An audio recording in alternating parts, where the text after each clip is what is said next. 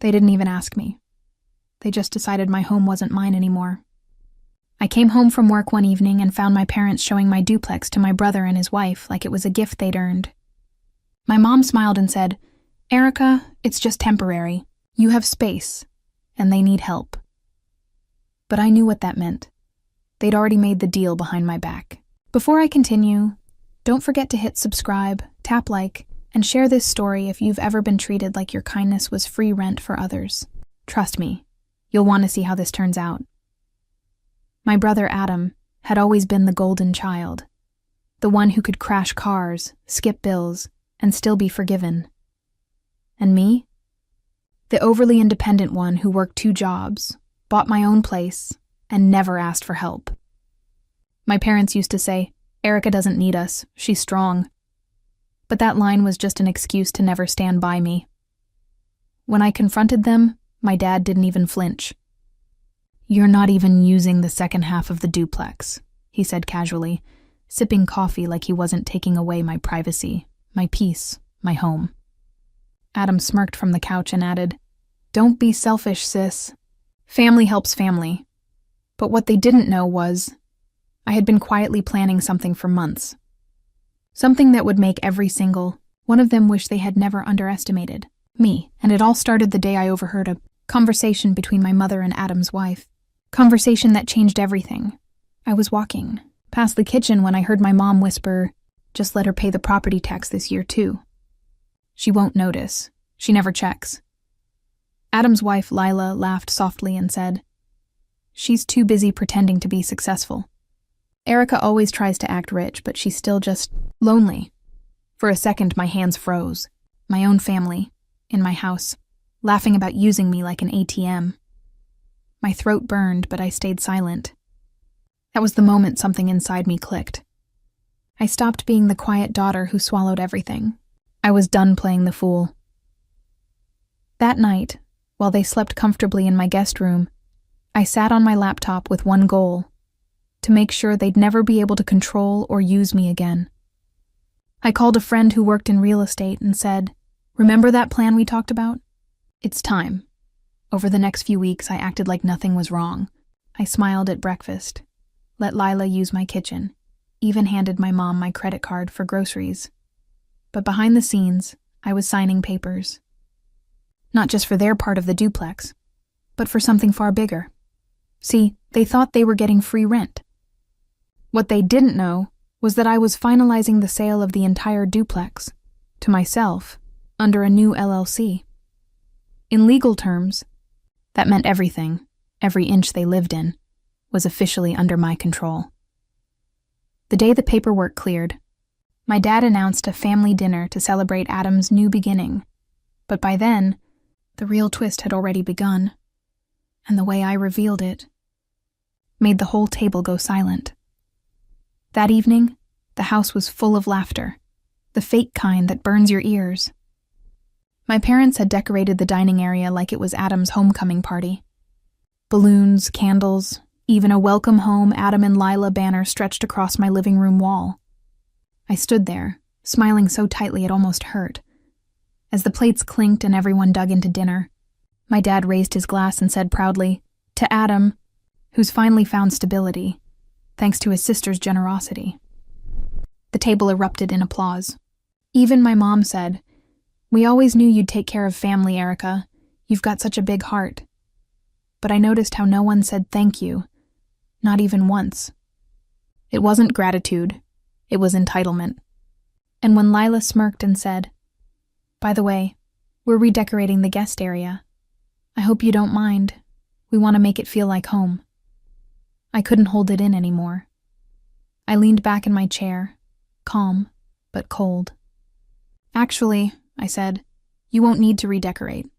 You'll need to start packing." The laughter stopped. Adam frowned. "What's that supposed to mean?" I slid an envelope across the table. The property transfer documents with my LLC's name on it. "This house doesn't belong to us anymore," I said quietly. "It belongs to me. And tenants don't live here for free." My mom's fork dropped.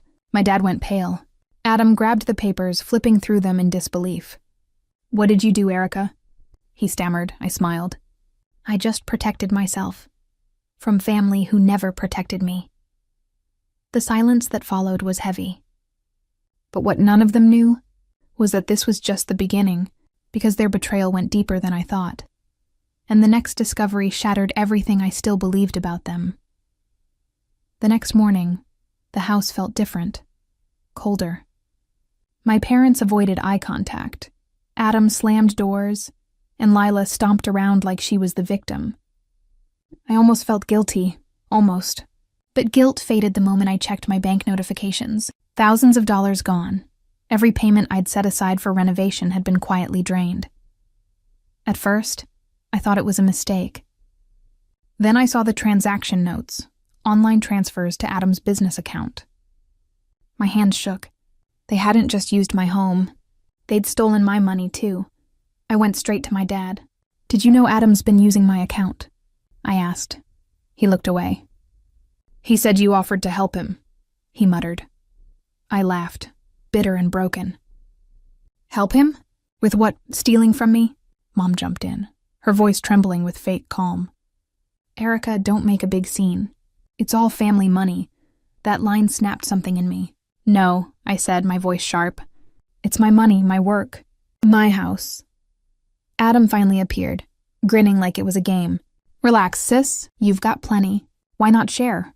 I stepped closer, holding my phone up with the transaction screenshots. "You didn't just steal from me," I said quietly.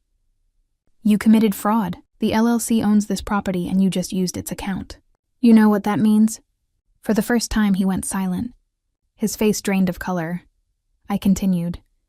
"It means you stole from a registered business. That's a federal crime." My parents stared at me, speechless. My mother's eyes filled with fear. "Erica, you wouldn't—" "Oh, I would," I interrupted. "Because I warned you all. I'm done being the quiet one." But instead of calling the cops, I did something far smarter. Something that made sure they'd never cross me again. And it all happened in front of the entire neighborhood. The following weekend, the entire neighborhood gathered for the community cookout, an annual event my parents loved hosting. They always liked showing off, acting like they were the picture-perfect family. This time, though, things were different. I was invited too, probably because they wanted to look united in front of everyone after the drama. I went, but not empty-handed. I had already called my lawyer that morning. He handed me a folder that contained the final step of my plan, a public notice that would make everything official. As the grill smoked and neighbors laughed, my mom tried to act normal. "Erica, smile a little," she said through gritted teeth. "You don't want people thinking something's wrong." I smiled back, sweet but cold. "Don't worry, Mom. They're about to find out exactly what's wrong." Just as everyone gathered to eat, I stood up and said loudly, "Sorry to interrupt everyone. I just need a quick minute." All eyes turned to me. My family's smiles faded. I held up the document. "I just wanted to make a small announcement." My mom's face went pale. "Erica, not now." "Oh, now's perfect," I said calmly, "because this affects everyone living on this property." Then I read it out loud. Effective immediately. Tenants occupying the north unit of this duplex are to vacate within 14 days due to repeated unauthorized use of business funds and violation of property agreements. The crowd went silent. My parents froze. Adam's face turned red, and Lila's eyes filled with tears. "You can't do this here," Adam shouted. I looked right at him. "Oh, I can." And I just did. "You wanted to make me look weak in front of everyone, so now they'll all know what really happened." My mother stood up, trembling. "You've embarrassed this family." I looked at her and said, "No, Mom. You embarrassed yourself when you chose to side with thieves over your daughter."